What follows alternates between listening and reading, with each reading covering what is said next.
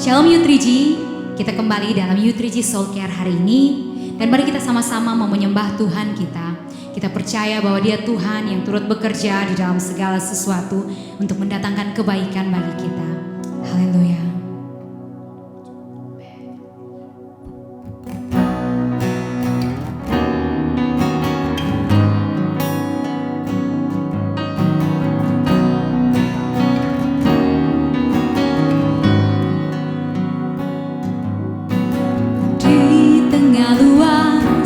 Samudra di dalam badai bergelora, Kaulah jangkar hidupku, tak sekalipun ku goyah.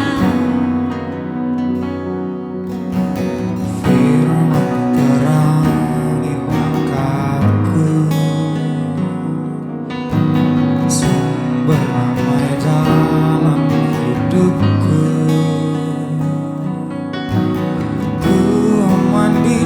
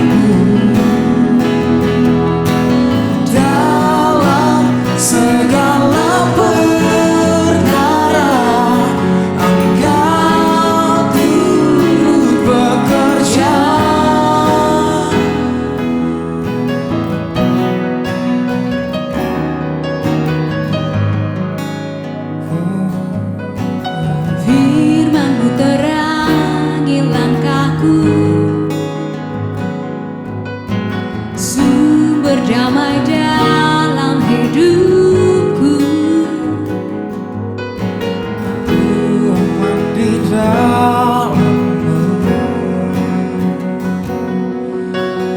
Kenyartaanmu sempurna, sepasti mentari bersinar, begitu pun janji-Mu. Dalam segala perkara Engkau turut bekerja, sepasti mentari bersinar, begitu pun janji-Mu. Dalam segala perkara Engkau turut bekerja, Kau turut bekerja Tuhan. Kami percaya hanya padamu Yesus.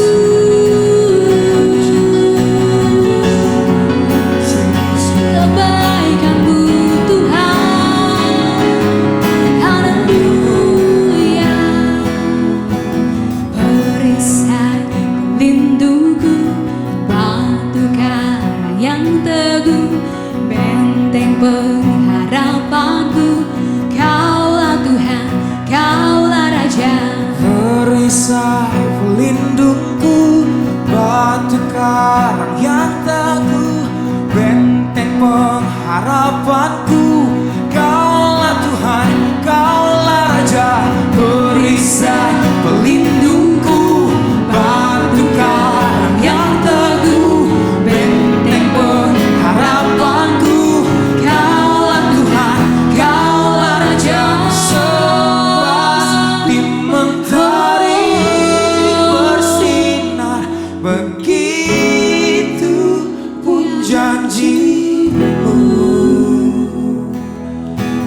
Dalam segala perkara Engkau turut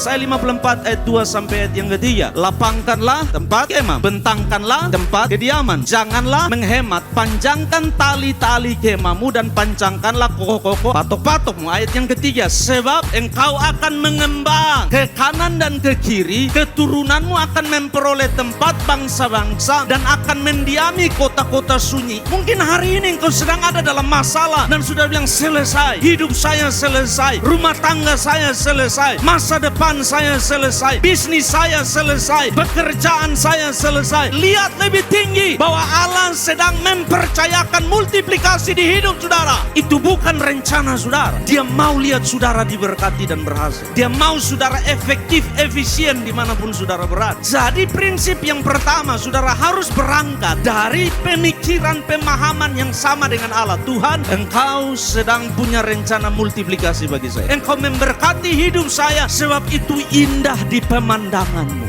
Kalau itu yang menjadi pemahaman saudara dan saya bersama, maka hal diberkati dan menerima berkat Tuhan bukan hal yang aneh. Itu sesuatu yang wajar. Sebab Tuhan mendesainnya. Makanya Tuhan bicara dalam kitab Yesaya, persiapkan dulu kapasitasmu, nanti saya yang kembangkan. Waktu engkau persiapkan kapasitas, kontainer, tempat menampungnya, saya akan melakukan tugasku memultiplikasi. Kantong kulit yang tua tidak bisa dipakai untuk mengisi anggur yang baru. Tuhan bilang, saya kasih anggur yang baru kalau kantong kulitnya, hidupnya, ibadahnya, karakternya masih lama. Meledak. Berkat hanya akan buat engkau meledak. Promosi hanya akan buat sesuatu di hidupmu pecah. Tuhan yang tidak bisa sampai engkau ganti kantong kulit yang baru, baru aku kasih pengurapan yang baru. Aku kasih sesuatu yang baru. Jangan ukur Tuhan. Tuhan sanggup melakukan jauh lebih besar dari yang saudara doakan dan saudara minta. Yang pertama, multiplikasi bukan ide saudara. Yang kedua, multiplikasi harus dimulai dari sesuatu yang ada padamu.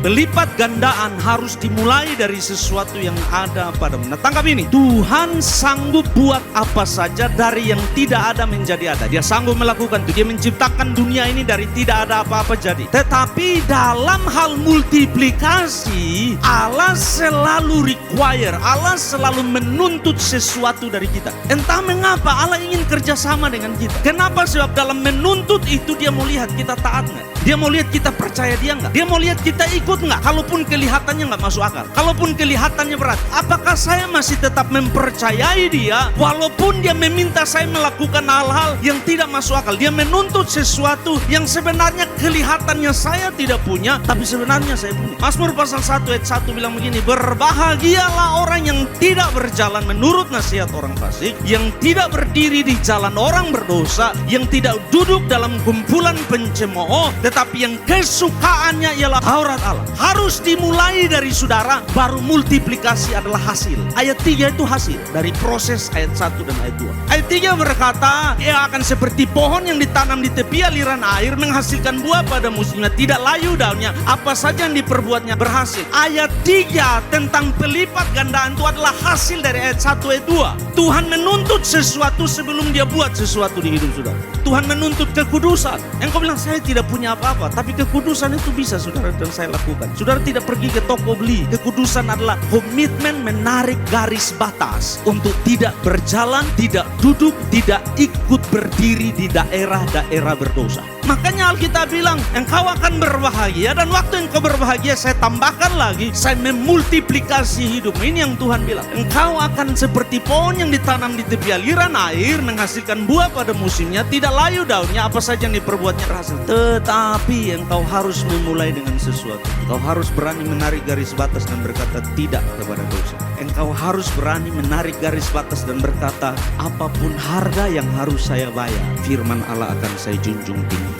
Apapun harga yang harus saya bayar, firman Allah harus saya lakukan.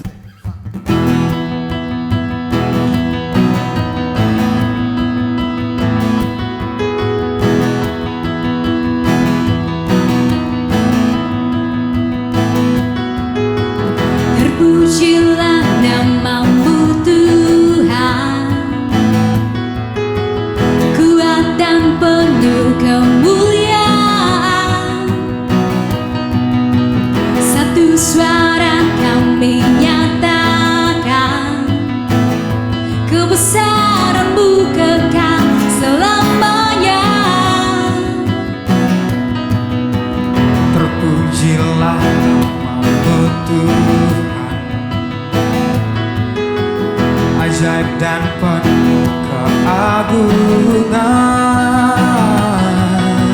Satu hati kau nyatakan, kerajaanmu kekal selamanya.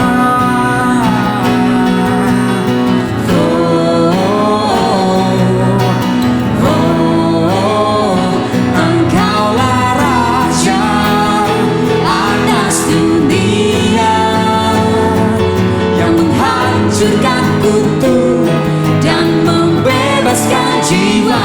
Kami bersorak, bertepuk tangan. Engkau Tuhan berjaya dan memerintah untuk selamanya.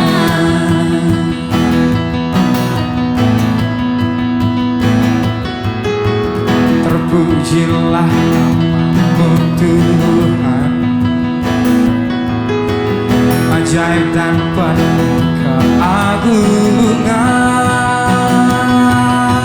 Satu hati kami nyatakan, kerajaanmu kekal selamanya.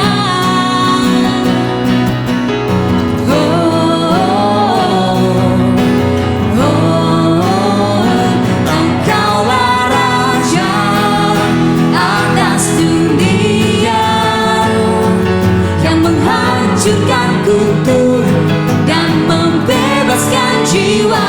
Kami bersorak, bertepuk tangan. Engkau Tuhan berjaya dan memerintah untuk. Engkaulah Raja atas dunia yang menghancurkan kutuk dan membebaskan jiwa. Engkaulah Raja atas dunia yang menghancurkan kutuk dan membebaskan jiwa. Kami bersorak, bertepuk tangan. Engkau Tuhan berjaya dan memerintah untuk selamanya.